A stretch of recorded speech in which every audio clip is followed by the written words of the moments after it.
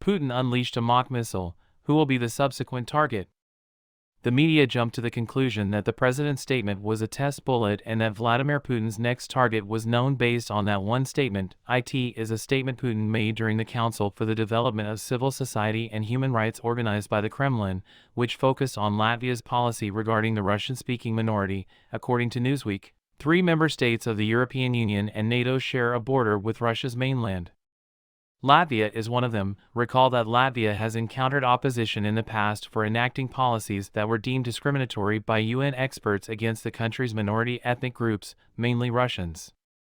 One such initiative was to have Latvian be the sole language taught in schools by the year 2025. As a result of the conflict in Ukraine, the Riga government reportedly demanded that dozens of Russian nationals residing in Latvia demonstrate their loyalty by passing a basic Latvian language exam in May, according to Reuters.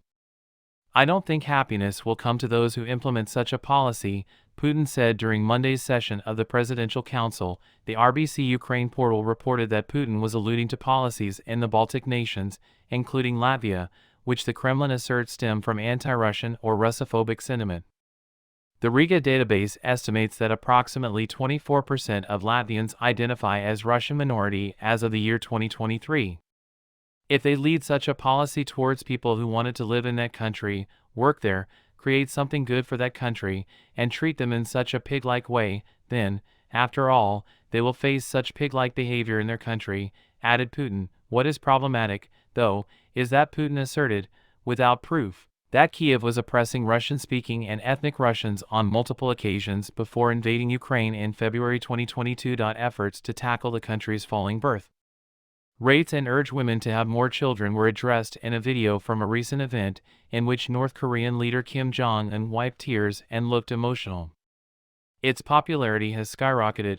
While working with mothers, we have a housekeeping duty to ensure that birth rates do not decline and that quality childcare is available, Kim reportedly told the press at a Sunday event in Pyongyang. Mothers' contributions to the nation's strength were also acknowledged and thanked by him.